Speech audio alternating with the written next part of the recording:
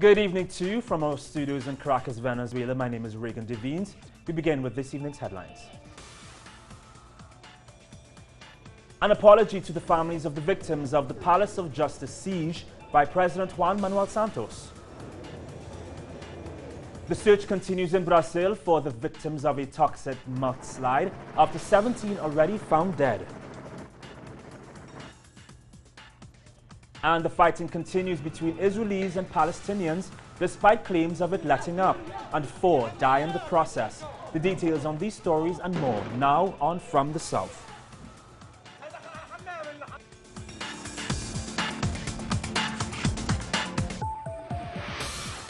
Thank you for being here with us. Colombian President Juan Manuel Santos has apologized for the military actions that left 98 people dead at the Palace of Justice siege in Bogota back in 1985. In an historic event, Santos offered the apology on behalf of the state to the relatives of the victims who have been seeking justice for 30 years. On November 6, 1985, the leftist M19 guerrillas took over the Palace of Justice, located in front of the Congress and 1 block from the government's palace. Then President Belisario Betancourt ordered the army to storm the building, and 98 people were killed, including nearly half of the Supreme Court justices.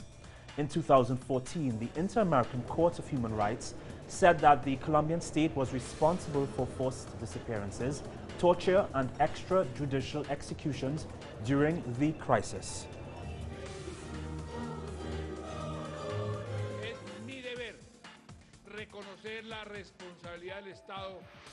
It is my duty to recognize the responsibility of the state for the lack of judicial clarification, for the facts by the unjustified delay in the administration of justice, by the changes in the crime scene, by irregularities and surveys of corpses, and multiple errors in the delivery of bodies.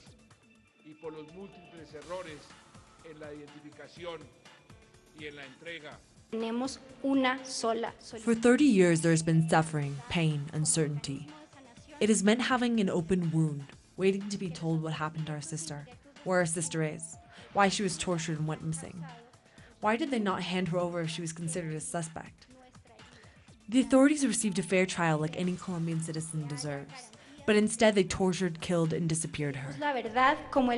Cuba's President Raul Castro arrived this Friday in the Mexican city of Mérida to meet with President Enrique Peña Nieto. The visit is focused on business and migration after a recent increase in the numbers of Cubans arriving in Mexico. Mexico is lining up more investment projects in Cuba than any other nation in Latin America, and it could reap major rewards from helping to reverse the effects of the over half a century of U.S. blockade and animosity toward Cuba.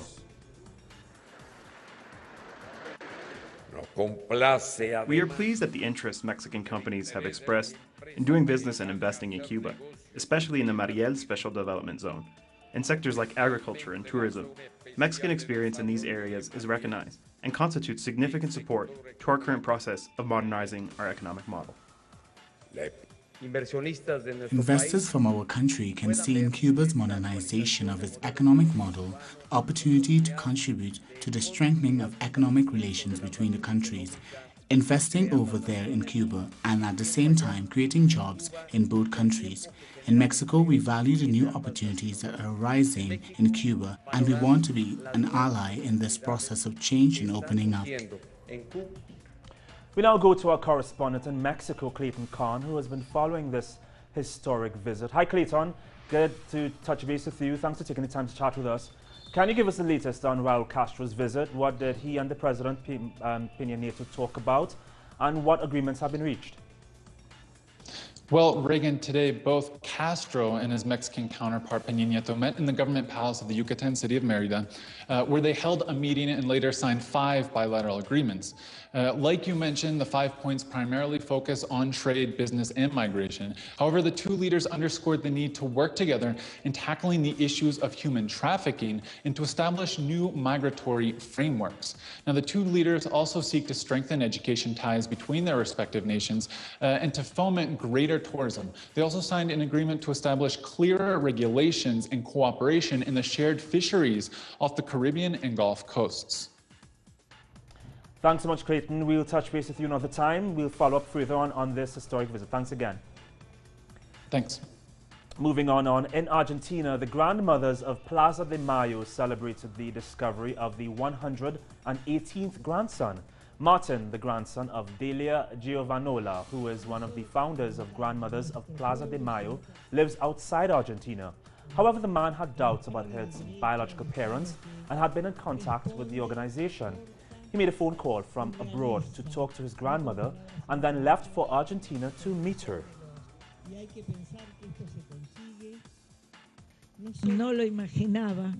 I did not imagine such good news. I never thought it would happen. He told me he was going to call me at night, and I asked, really? And he said, why not? You're my grandmother. No, look, what else can I say? It's more than happiness. Happiness, very grateful.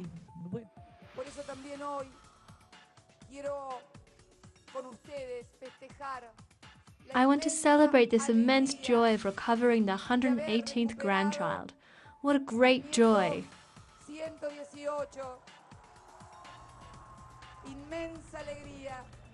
Also in Argentina, men wore skirts and dresses to stand in solidarity with women against gender-based violence. Casa del Encuentro, a women's rights group there, says that back in 2014 there were 277 femicides, and since the year 2008 there have been 1,808. Many hope that with men involved in the protest action, more can be made aware of the crisis and its ramifications. There is always a woman who is beaten by a man, verbally, psychologically, and in fact physically. What we can do is put ourselves in their position and take to the streets to say, if they touch one of us, they touch us all. We want women to be alive, free, and happy. Also in Uruguay, women's rights organizations are demanding stringent sentences for household crimes, which have killed 29 women so far this year. The organization Mujeres de Negro, or Women in Black, protested in Montevideo after a woman was killed last Monday by her former partner. And the group expressed their discontent with the sentences given to offenders of gender-based crimes. Members of the organization said that more severe sentences would help reduce these crimes and added that should the victims be males, there would be justice. Protest action took place in Haiti's capital city, Port-au-Prince, after authorities announced last October's election results. The results show that none of the candidates obtained over 50% of the vote, but 8 of the presidential candidates have united and are denouncing a fraudulent vote count. The claims of fraud have caused outrage in dozens of citizens. However, the PHTK ruling party has dismissed the claims and continues to rally its supporters. All of you who voted for the Banana Man were a lot. That is why I'm here celebrating with you. The PHTK party wants to tell the people that work is just beginning, and I ask you to please continue supporting your country so that the effort that you made won't be wasted. Ahead of the COP21 Climate Change Conference in Paris, representatives from Latin America met today in Quito with the aim of bringing a single voice to the UN Climate Change Conference. A failure to reach a binding climate change agreement will mean the burial of our planet.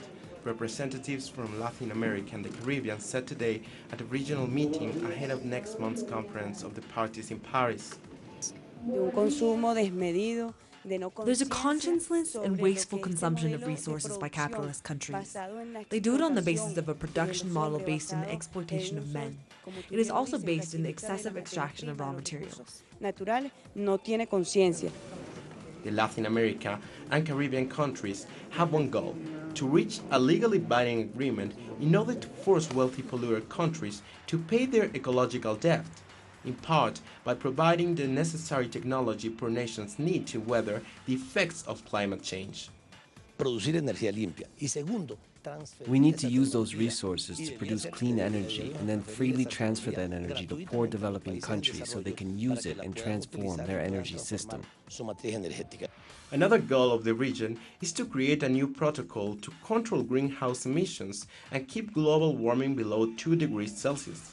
Latin America and the Caribbean emit 9% of global greenhouse gas emissions. The US alone emits 19%, while China emits 23%. Representatives of the community of Latin American and Caribbean states met today in Quito to create a common agreement that they will bring to the next United Nations Conference on Climate Change in Paris. They decide to demand world powers to take action and pay their debt after so many years of deforestation and pollution. Luis Arroyo, Telsur, Quito. Chilean Nobel Prize winner Pablo Neruda might have been assassinated by Pinochet's dictatorship. That is what a previously unseen statement by the Interior Ministry seems to acknowledge. Now, the statement, published on Thursday by Spanish paper El País, appears to have been circulating internally since March this year. It says that it is possible and highly likely that a third party was responsible for Neruda's death. According to El País, the statement was the product of an extensive investigation into the poet's death. The Interior Ministry has acknowledged its authenticity, but emphasized that it is part of an ongoing investigation. A new forensic test will look for inorganic or heavy metals in Neruda's remains to try to determine a direct or indirect cause of death. Thus far, 17 people have been found dead after a mudslide decimated a nearby village in Mariana, Brazil. Officials said the cause of the accident is still unknown. However, the mudslide originated from a reservoir of waste, releasing toxic red sludge. The reservoir is owned by Samarco, a joint venture by BHP Billiton of Australia and Vale of Brazil.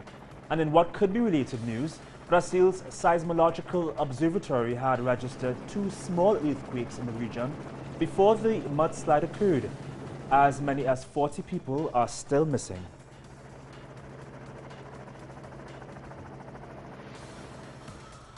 Prosecutors in El Salvador will try former President Francisco Flores for corruption for allegedly misappropriating $15 million donated by Taiwan after an earthquake back in 2001. They added that they will also try to add charges of money laundering as well, based on evidence they possess. The allegations against Flores state that the funds were sent by Taiwanese President Chen Shui-bian, who was found guilty of corruption back in 2009 and then imprisoned.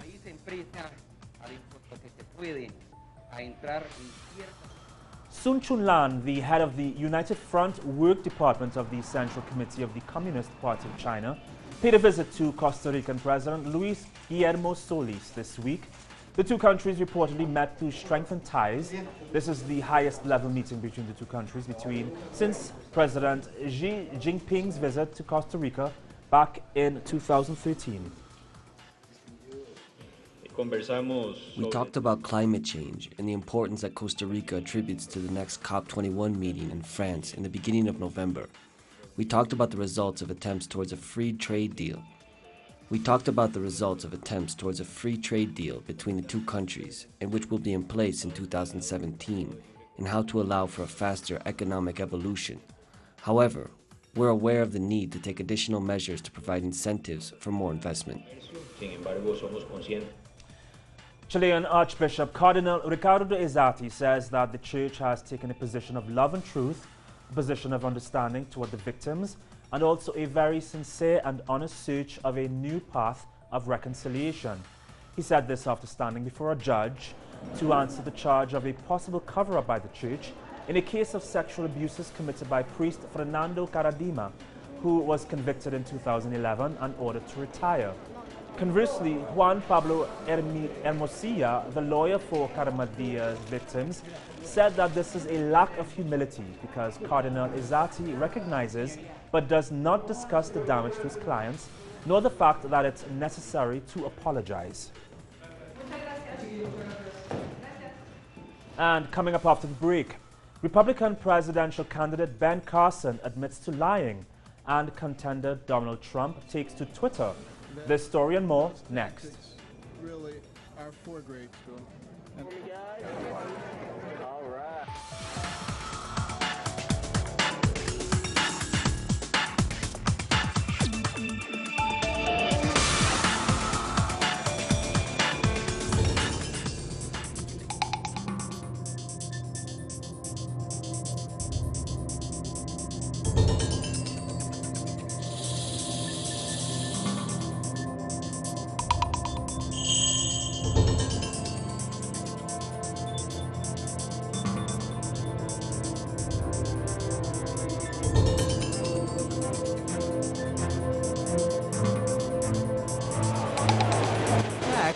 chart the course of history. Productions designed in English language and made for the English-speaking world.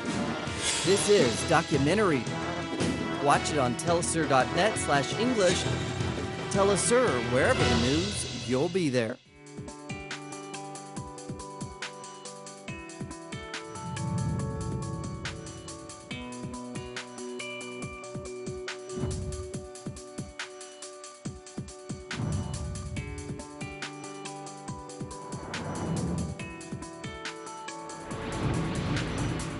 Wherever the news, you'll be there.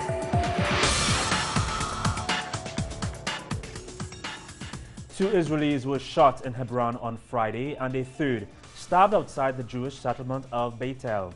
The shootings occurred near the Holy Cave of the Patriarchs, which is a shrine for both Muslims and Jews. After a month of violence, 11 Israelis have been stabbed by Palestinians. Israeli forces have shot about 71 Palestinians, many of them teenagers. The international community continues to call for the resumption of peace talks between Palestinian and Israeli leaders to end Israeli occupation and the fighting.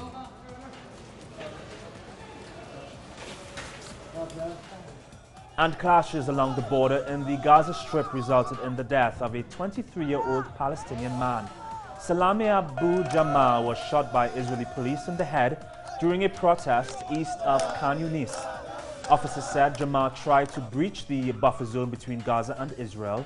They said that they called on the protesters to halt, fired warning shots in the air, and upon the suspects' continued assault, fired toward a main instigator, shooting Jamal in the head.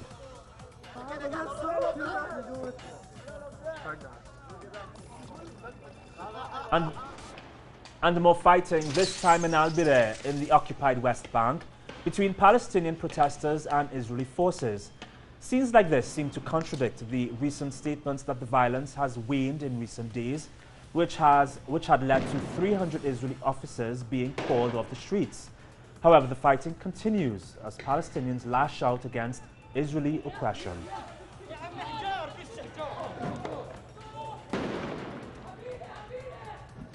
Republican presidential candidate Donald Trump took to Twitter to criticize Ben Carson, another Republican presidential candidate, with whom he is running neck and neck in the polls. Trump attacked Carson for lying about being awarded a full scholarship to the U.S. military academy at West Point. Carson, who is a neurosurgeon, wrote in his 1990 autobiography called Gifted Hands that he was offered the scholarship. He recently revealed that it was all a lie. Prime Minister Alexis Tsipras said that Greece is facing a problem that exceeds their capabilities to solve. He said this when he met with island mayors and religious leaders. The Greek mayors are calling for more funding to deal with the thousands of refugees arriving daily, as well as better coordination between the central government and the municipalities. Tsipras agreed that one person would be appointed to coordinate related activities on each island, and that every 20 days the island's coordinators would meet with mayors and regional governors to address and try to resolve issues. On Friday alone, over 3,000 refugees arrived on Greek shores. And it was really was very tough and hard for us to get here, especially in Turkish. We had to stay in the jungle. It was very cold, no showering, no food, and of course it was scary because many people was there. And it was a guy, he took lots of money from us and he said he's gonna transfer us to Hios. But sadly he took the money and he just stole it. So we didn't have enough money to living there, buying food. I'm so happy we are survived and now we're here. And I hope we can just go somewhere, we can stay. We will be allowed to stay and just living happy and free. Turkey has seen over 2 million Syrian refugees flooding to their country since the Syrian war began, with more arriving there daily. And Turkey does not intend on closing its borders. However, a Turkish aid agency is trying to encourage Syrians to stay in Syria by offering refugee camp assistance in Syria. Maybe the solution, one of the solutions, alternative solutions, is not to keep them in Turkey indeed. Maybe finding place within Syria, in their own home, providing a safe haven in their own, within their own borders. Once we can do it, once the world can provide that comfort to those people, to those IDPs in Syria, I don't think they'll try to find ways to flee to other countries. Back in the United States, President Barack Obama has rejected the proposed Keystone XL oil pipeline from Canada, much to the satisfaction of environmentalists. Obama said that the pipeline would not contribute in the long term to the economy.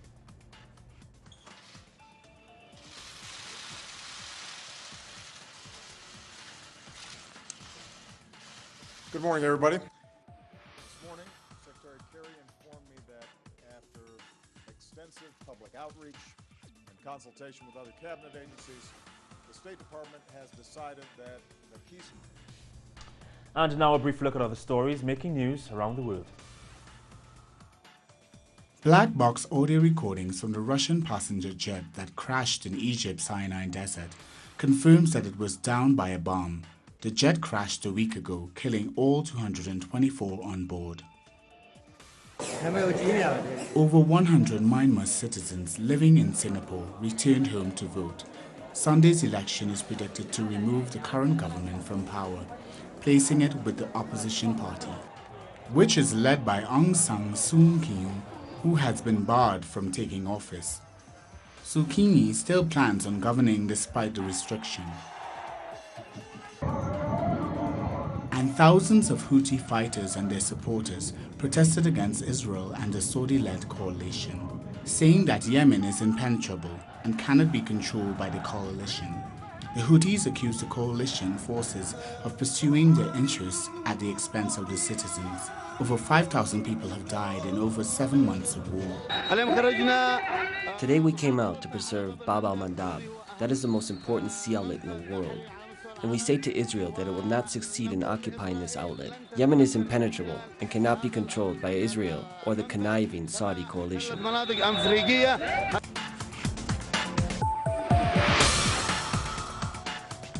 South Korea's Kimchi Festival will soon receive a UNESCO heritage listing.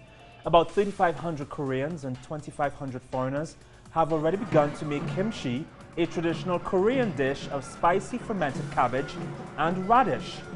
This is only the festival's second year, but it's already causing quite a stir, especially as most of the finished product will go to the Korea Association of Social Workers and to poorer households.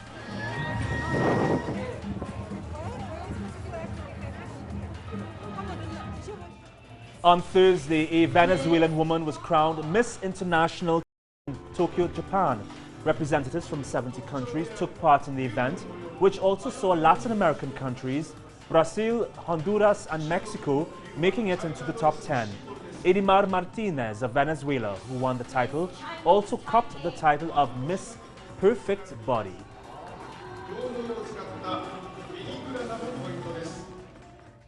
And that's it for us this Friday evening. Remember, you can join us on Twitter and on Facebook. And of course, for more on these and other stories, you can visit our website at telesurtv.net/English. From our news teams in Quito, Ecuador, and right here in Caracas, Venezuela, my name is Regan Devines. Have a great evening and weekend. Bye.